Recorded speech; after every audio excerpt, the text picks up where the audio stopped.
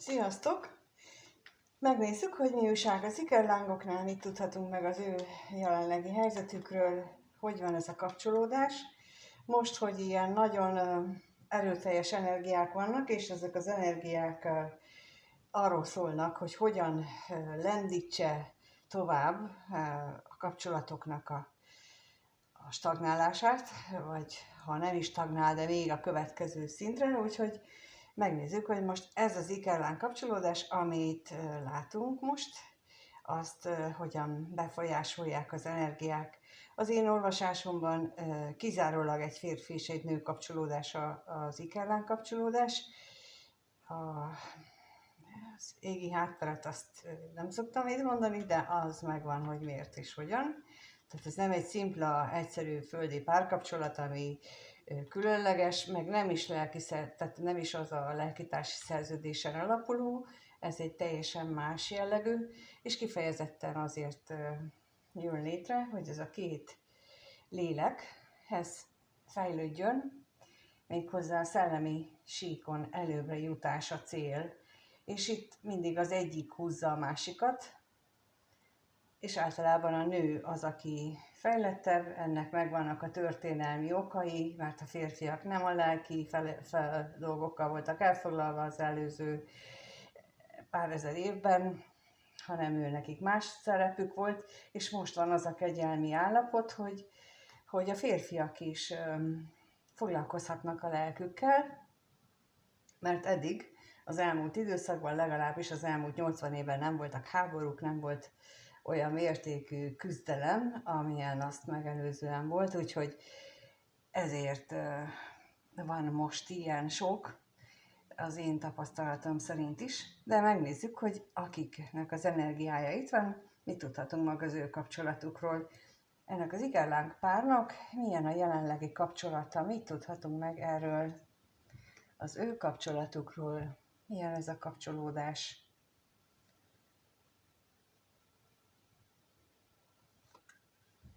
Milyen ez a kapcsolódás?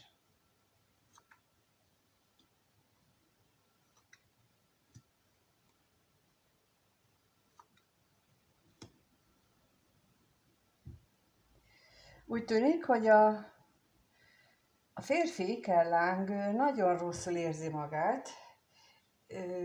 Hát, ugye, ahogy elmondtam, hogy a nőnek az előző több inkarnáción keresztül volt lehetőségük a saját lelkifejlődésükkel foglalkozni, és a férfinak most sok inkarnációbeli lemaradást kell behoznia, azért is van ez az aktiválódás is, és ez nagyon-nagyon rosszul érinti, mély lelki gyászt, mély lelki fájdalmat él meg, és csak reménykedik abban, hogy lesz ebből, vagy van ebből kiút, lesz ebből valami jobb is, és sokat gondolkodik, és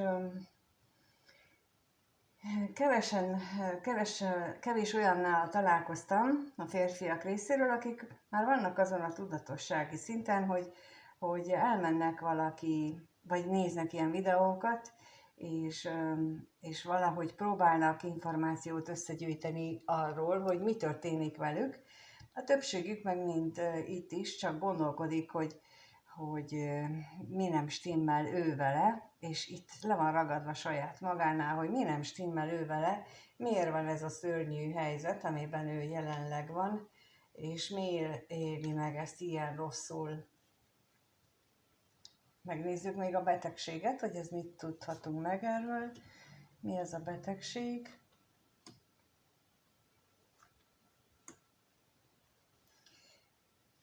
Ilyen lehetséges, hogy anyagi síkon vannak neki akár anyagi problémái, de bármilyen más fizikai síkon megnyilvánuló probléma lehet. Lehet párkapcsolati probléma, munkahelyi probléma, baráti kapcsolati probléma.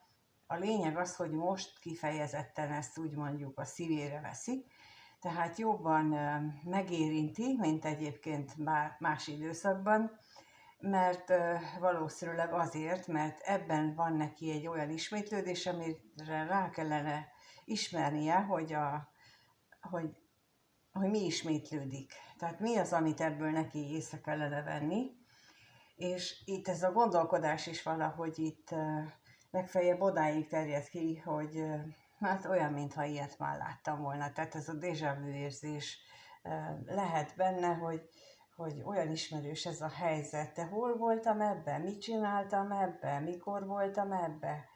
És például, ha ezt így föltenni magának, az már nagyon előbbre vinni, de ezt szerintem csak kevesek teszik meg. A lényeg az, hogy nagyon rossz szituációban van.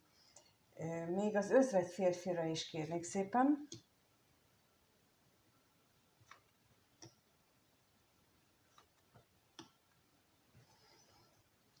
És bizony ez nagyon, nagyon nehezen viseli. És akkor még itt el kell mondjam ehhez, hogy ha ő neki például anyagi nehézségei vannak, vagy munkahelyi nehézségei vannak, akkor, és itt most megjelent ugye a mindent látó szem, az égiek lapja, az azt is jelenti itt jelen esetben, hogy neki meg kellene lépnie egy nagyon fontos lépést, és mivel nem teszi, mivel hozzá van szokva, hogy csak vár, meg majd történnek a dolgok, és ezért nem teszi, ezért úgy tűnik, hogy elvesznek tőle mindent, amit megszokott, akár a kényelmes munkáját, akár a kényelmes jövedelmét, és ettől nagyon-nagyon ideges tud lenni. És bizony olyat is tapasztaltam, nem is egy esetben, hogy annak ellenére, hogy például fiatal, jó szakmája van, szóval minden nagyon jó lehet, vagy minden jó feltételre rendelkezik, mégsem kap munkát, és ezt több mindenkinél találtam. Azért nem kap, mert vagy más irányba kellene, más munka irányába kellene neki fordulnia. Például, hogyha nem a sors feladatainak megfelelő munkát csinál, akkor így terelik arra, hogy akkor azt csinálja, ugyanis az emelő, a rezgés és tudatszint emelő, vagy pedig, ha nem erről van szó, akkor pedig arról van szó, hogy őt a belső munkára késztessék, hogy ne kívülről várja a megoldást, és ne az eddig megszokott módon üldögéljen és várja a csodát, hanem jusson el arra a mélypontra, amikor égi segítséget kér, csak úgy, minden nélkül, csak úgy azt mondja, hogy segíts Istenem, és nem mondja meg, hogy ilyen munkát adjál, meg ezt csináljál, meg azt csináljál, mert nem győzöm hangsúlyozni, hogy ez, ha úgy igazából belegondolunk, akkor amikor mi megszabjuk azt, hogy a Jóisten miben segítsen nekünk, akkor mi fölé helyezzük magunkat. Nem hagyjuk meg neki a döntést, hogy ő döntse el, hogy miben segít nekünk, hanem mi akarjuk megmondani neki, hogy nekünk mire van szükségünk, és nem fordítva. És itt például ez a fajta alázatra is szokták, mondjuk az ikerlángoknál különösen, a különböző élethelyzetek az embereket kényszeríteni. Még a gondolatra is kérnék szépen, hogy mi az, ami itt annyira elgondolkodik.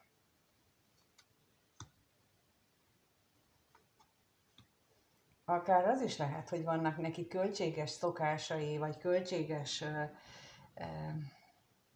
életvitele, már jó ideje, amihez hozzászokott, és lehet, hogy ez az, amit nehezen tud feladni, ez az, amiben reménykedik, hogy majd akkor valami csoda történik, és akkor a sors jön és megoldja, ahogy már oly sokszor tette, de sajnos azt kell mondjam, hogy elérkezik az életkor, vagy az a kor mindenkinek az életében, amire mondhatják azt, hogy isteni időzítés.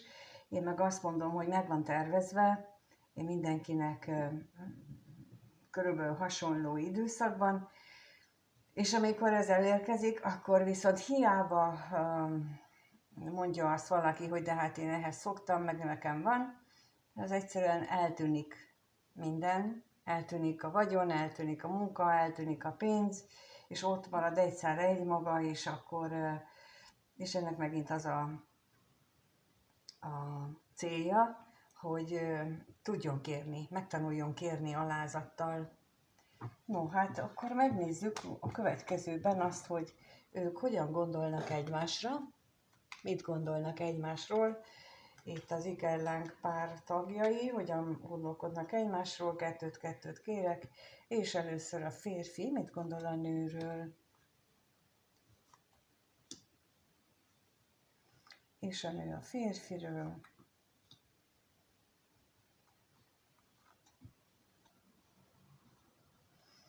Hát a férfi, úgy látom, hogy a nő esetében, a nővel kapcsolatosan, az ikerláng, a női ikerlánggal kapcsolatosan sok mindent felidéz magában a múltról, és talán attól is fél, hogy a múlt nem tér vissza, de lehet benne akár féltékenység is, hogyha úgy alakult a kettejük kapcsolata.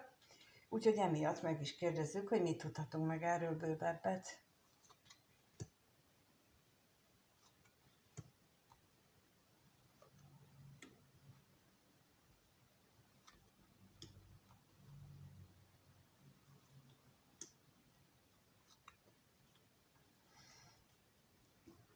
Úgy érezheti, vagy úgy gondolhatja, hogy a múltban sok mindent elbizonytalankodott, sokszor volt lehetősége arra, hogy döntsön, és mindig a biztonságot választotta, és pont emiatt lehet benne az a félelem, ami nagyon erős félelem, ami itt van most, hogy a mostani lehetőség, ami most adódik, azt megint, és a sors hozza elé, azt megint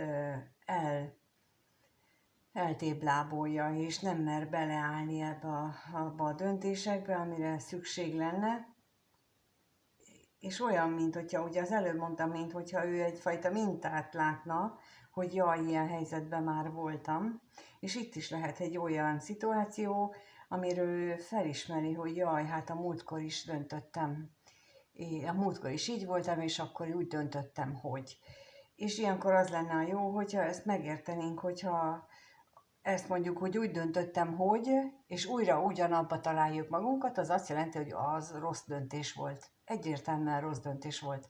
Tehát, hogyha már a második, harmadik párkapcsolatban vagyok, és valahogy mindig olyanba sikerül kerülnöm, amelyik hát nem éppen kellemes, akkor az azt jelenti, hogy folyamatosan rossz döntéseket hozok, és azokat a döntéseket kell végig gondolni, és megváltoztatni, mert azért vagyok itt, mert rossz döntéseket hoztam. Mert mindig van egy jó verzió, egy jó döntési lehetőség, és van egy olyan, ami az ismétlődésre visz, és van még másik, egy harmadik is, az pedig egy egészen más, de az a lényeg, hogy mindig van két választásunk, és akkor az egyik az a jó, ami tovább léptet, és a másik az pedig egy mókuskerékbe hajt bennünket. A női oldal részéről meg azt látjuk, hogy ő vagy arra gondol, hogy túl sokat beszélnek arról, vagy túl keveset az elköteleződésről, a közös dolgaikról, vagy ha van nekik már meglévő párkapcsolatuk, bármelyiküknek is, akkor arról van túl sok beszéd, túl sok kommunikáció, vagy az túlságosan leköti az ő kommunikációjukat, bármelyik őket, túlságosan akörül járnak a gondolatok, az foglalja el őket.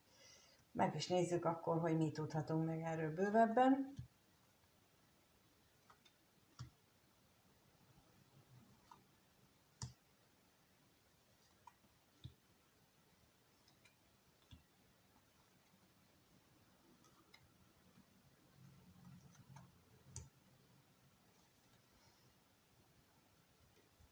Még az is lehetséges, hogy ha valamelyik őknek van meglévő kapcsolata, másik párkapcsolata ezen kívül, akkor ott kiderülhettek dolgok, és akkor ez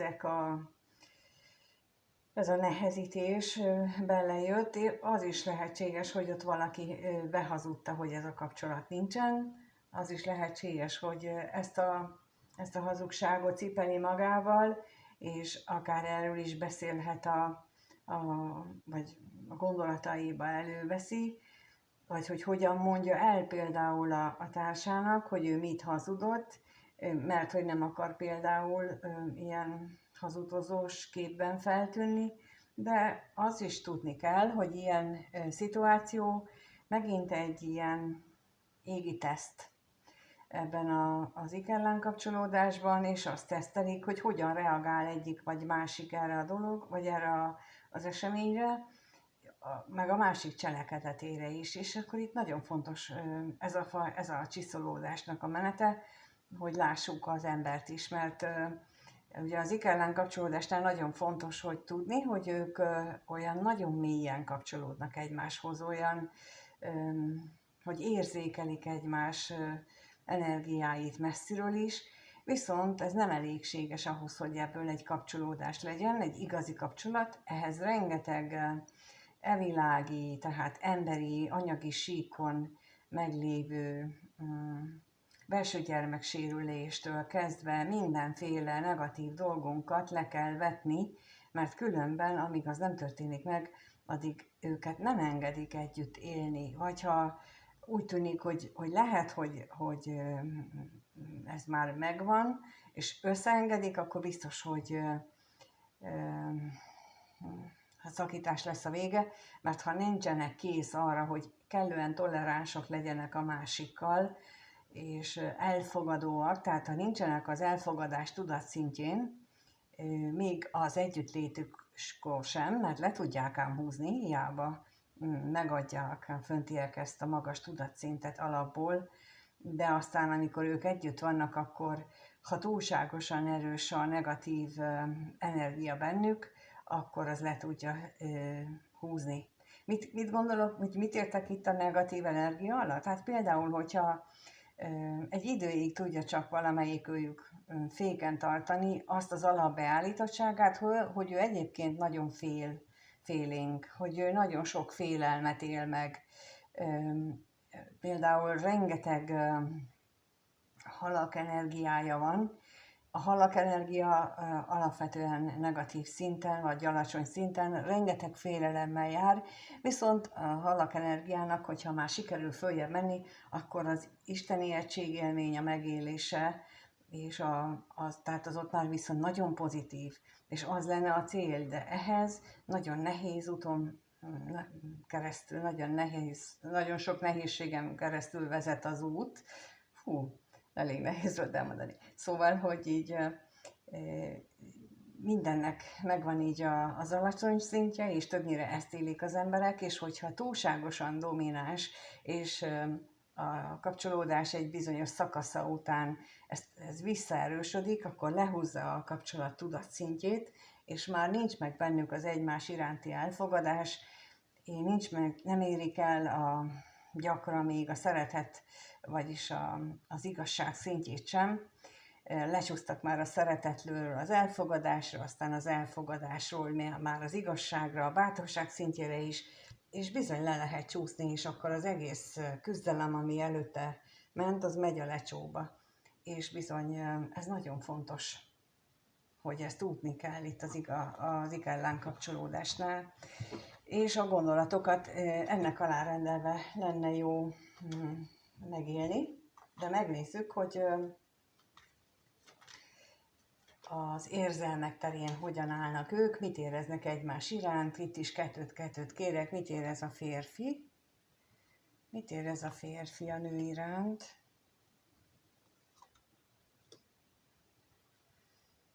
és a nő a férfi iránt. A férfinál az látszik itt megint a sorsra vár, az, hogy a sors segítse őket, mert hogy fájdalmat él meg, lehet, hogy a nő is, de ő maga is, és hogy ebből a szörnyű helyzetből, amiben ő most érzi magát, hogy ebből az élet, a sors majd őt kisegíti, őket megsegíti.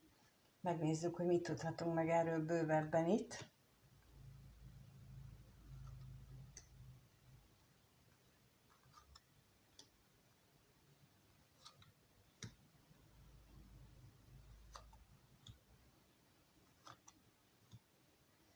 rengeteg minden akadályozó tényezőt tapasztal a férfi, ami a reménytelenségig viszi el benne azt, hogy egyszerűen nem látja a kiutat, nem lát esélyt arra, hogy ebből bármi is lehet, függetlenül attól, hogy ott van benne az a egyre erősödő érzelem, az egyre erősödő szeretet. De ezt mondtam, amikor a földi síkon megtapasztalás felülírja az érzelmeket, felülírja a belsőt, akkor bizony le tud csökkenni a tudat és rezgés szintünk, és akkor az egész ikellán kapcsolódásba beletett energia tud a lecsóba menni, el tud veszni, és itt az lenne a megoldás, amit az előbb már láttunk az első kérdésnél, az lenne a megoldás, hogy a férfi minél előbb lejusson a gödör aljára, és azt tudja mondani, hogy segíts Istenem, mert akkor tudnak kapni, akkor tud segítséget kapni, amíg ő nem kér, addig nem kap. Addig az ígék nem szólnak bele az emberek sorsába, még akkor sem, hogyha tudják, hogy most éppen mit kellene tenni, és ez nagyon jó lenne, hogyha a sok régi tanítást felül lehetne írni az emberi agyban, hogy megtanuljunk igazán imádkozni és igazán kérni a Teremtőtől. Itt különösen fontos az ikellán kapcsolódásban, mert hogy itt az alázatot kell tanulni. Azt a fajta alázatot, amiről már az előbb is beszéltem, hogy kérni, de nem mondom meg, hogy mit. Legyen meg a teremtő akarata, és úgy segítsen, ahogy kell. És hogyha az éppen még azt jelenti, hogy még nehezebbé válik az életem, akkor azt is elfogadom alázattal és türelemmel. Ez az ikellán kapcsolódásnak egy nagyon-nagyon fontos és a legnehezebb dolga, hogy elfogadom azt, hogy minden okkal történik, akkor is úgy, ami történik, annak ott van az helye és ideje, mert a Jóisten így gondolta, és pont. És aki ebbe bármilyen mást akar belevinni, azt az egója működteti. És itt az ikellán kapcsolódás csak és kizárólag akkor tud beteljesülni, hogyha az egónak a befolyása az életünkre, a gondolatainkra és érzéseinkre, az egy X szint alá csökken. Nem mondom, hogy teljesen megszűnik, mert az nem tud, de legalábbis itt a földi síkon még nem. De nagyon-nagyon le kell mennie. És akkor megnézzük a női ikellángnál, az látszik, hogy benne nagyon erős vágyak vannak, ugyanakkor pedig az érzéseiben ott van a kétkedés is, hogy vajon ezek a vágyak elég erősek-e. Mennyi belőle a képzelt vágy, és mennyi az igazi vágy, mi az igazság, és mi a hazugság, mi az, ami megtévesztés ebben a kapcsolatban a másik szemében. Tehát hiába vannak itt érzelmek, remények, úgy látszik, hogy itt mindkét félről ott van a bizonytalanság. Megnézzük akkor most, hogy erről mit tudhatunk meg bővebbet, hogy miért van ez a bizonytalanság itt.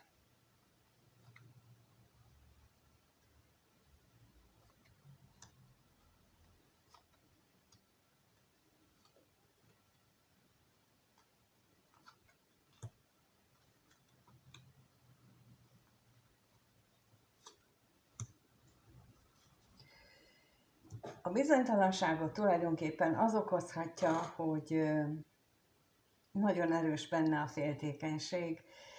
Ha van a férfinak meglévő kapcsolata, akkor azzal kapcsolatosan van benne erős féltékenység, és próbálja ő hátrahagyni, próbálja mindent ésszel átgondolni, és arra fókuszálni, hogy milyen nehézségekkel küzd a férfi, de láthatóan itt mégis a féltékenység az a vágyat felülmúlja, a tiszta, őszinte vágyakozást is képes felülmúlni, azt, ami egyébként meg akár jó is lehetne.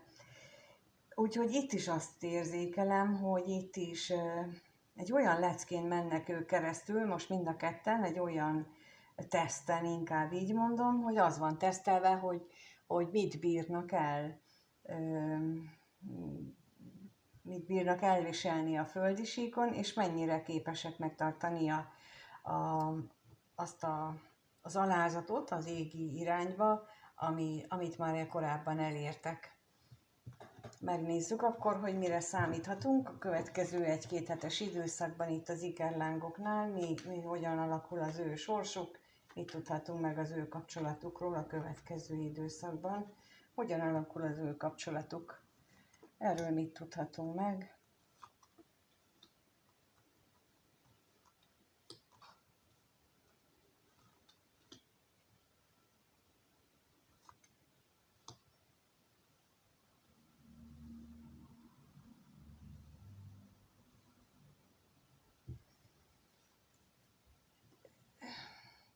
Lehetséges, hogy olyan szituációk lesznek, amelyek váratlanok, viszont mégis stabilizálhatják a kettejük kapcsolatát, vagy esetleg az anyagi helyzetüket tudja föllendíteni. Megnézzük akkor ezt a váratlan örömöt, hogy mit tudhatunk meg róla.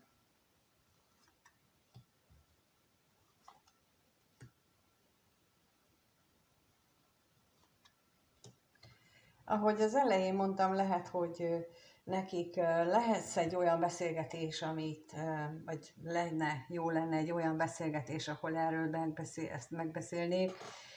Itt nagy az esélye, hogy lesz, és talán itt akkor tisztázódnak azok, hogy ki mit vár el a másiktól, mi az, ami hiányzik, és akkor itt talán közelíteni lehet a valóságot a fejünkben elképzelt dolgokhoz. Még a kevés pénzbe is kérnék szépen.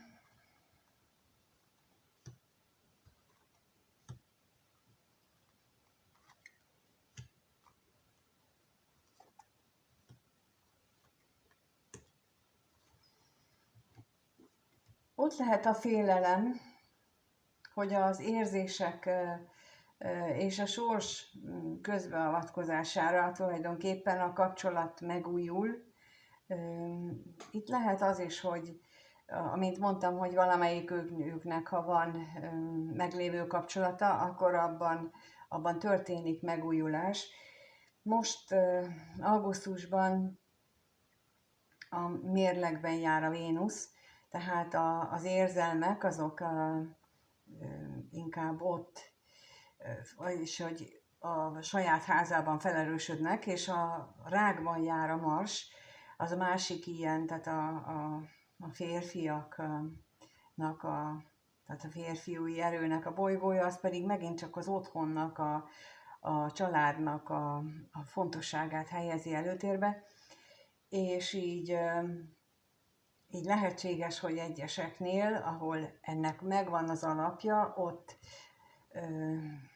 a család felé fordulás fog felerősödni, bár mivel ez a két jegy kvadrátban áll egymásból, tehát hogy így nincsenek túl jó viszonyban, így mondom, a mérleg és a rák jegye. Alapvetően napi feszültségek lehetségesek, és itt a kommunikáció is szóba jöhet, tehát hogy így lehet, hogy ez így ideig úgy tűnik, hogy a másik irányba fordulnak a dolgok, de itt én ezt nem gondolnám véglegesnek, hanem ez egy időre úgy tűnhet, és ez okozhat a másik félben, akire ez mondjuk nem igaz, ott félelmet, féltékenységet, és hát a sorsnak való reklamálás, de ettől hát óvaintenék mindenkit, mert ez megint csak annak a tesztje, hogy reagálunk. Hogy azt mondjuk, hogy legyen meg a te akaratod, Uram, hogyha úgy kell lenni nekik, akkor legyen úgy, vagy azt mondjuk, hogy de miért? És akkor miért így kell, meg miért úgy csinál, meg már megint elfordult, meg már bejött neki egy harmadik, meg szóval amikor ilyen van, akkor az azt jelenti, hogy nincsen meg bennünk az alázat. és amíg nincsen alázat, addig az a kapcsolatból semmi jó nem lesz. És itt én azt látom, hogy ennek a tesztje lesz. A reményeknek az igazítása megtörténik-e, tehát a bennünk lévő remények és a mi belső megélésünk egymáshoz igazítása. Úgyhogy ennek lesz a tesztidőszaka a következő 1-2 hetes időintervallumban. Onnantól kezdve, hogy látod ezt a videót, úgyhogy ez az, amit én most el tudok mondani, és remélem, hogy ami egyéb hozzáfűzni valót elmondtam, az is valamiképpen segít megérteni a helyzetet, amiben vagytok, illetve magatokra, a kapcsolatotokra ismertek, akkor tudtok hozzám jönni akár konzultációra is, és akkor meg tudjuk nézni, vagy meg tudjuk beszélni, hogy mi minden van itt még a háttérben. De ugyancsak ezt a célt szolgálja, hogy így az alázatot növeljük, a saját magunk megismerése, és akkor ennek a megismerésnek a jegyében vannak a hétvégi, vagy havonta egyszeri élőbeszédes találkozó a nők részére, és a szeptemberben induló Orion csillagda, ahol az asztrológiából nézzük meg azt, hogy milyen feladatokat szabtak ki ránk, ugyanis az én megtapasztalásom szerint az asztrológiában az összes feladatunk, az A és B döntési lehetőségek tömkelege ott van bent, és ezt nem lehet 1 vagy 10 konzultáció alatt sem átadni, hanem azt lehet csinálni, vagyis azt találtam ki, hogy akkor ezt így egy olyan kvázi személyesre vesszük, nem igazán, tehát az adatvédelem szempontjából azért mégsem személyes lesz, de mégis mindenki a sajátjáról rengeteg mindent megtud és megtanul, és akkor utána már nem kell menni, mert aztán évek múlva is elő tudja szedni, és megnézni, és visszanézni, hogy ja, most éppen itt állnak a bolygók, és ja, ez most ezért történik, mert bizony ilyenekről is szó lesz, hogy mi miért történik, balesetektől kezdve minden más is majd szóba kerül, de egy csomó minden, szóval akit ez érdekel, azt kérem, hogy akkor a regisztrációs linken jelentkezzetek, vagy kérdőívet töltsétek ki, és szeptember 3-án lesz egy élő webinár, ahol a legjobban foglalkoztató kérdéseket, amiket úgy elküldtök, arra válaszolok. Persze nem egyéniben, mert hogy nincsenek meg a személyes radixok, és nem is az a célom, hanem az, hogy elmondjam, hogy milyen lehetőségek vannak. Tehát, hogy így mi minden lehet, és hogyha 10 embert nézek, akkor annak a 10 embernek 10 különböző életfeladata van, és ezekre példákat tudok mondani, hogy kinek milyen életfeladata lehet. Úgyhogy aki ezt, és az ingyenes lesz, és csak azoknak lesz ingyenes, akik ezt a kérdőívet kitöltik. Úgyhogy akit ez érdekel, azt kérem, hogy tegye meg. Akit meg nem, és csak a videó érdekelt, és itt volt, és annak is köszönöm, hogy itt volt, és köszönöm, hogyha megírjátok kommentben a véleményeteket, a kérdéseteket, köszönöm a lájkot, és köszönöm, ha feliratkoztok, és amíg valamilyen módon nem találkozunk, addig mindenkinek minden jót kívánok. Sziasztok!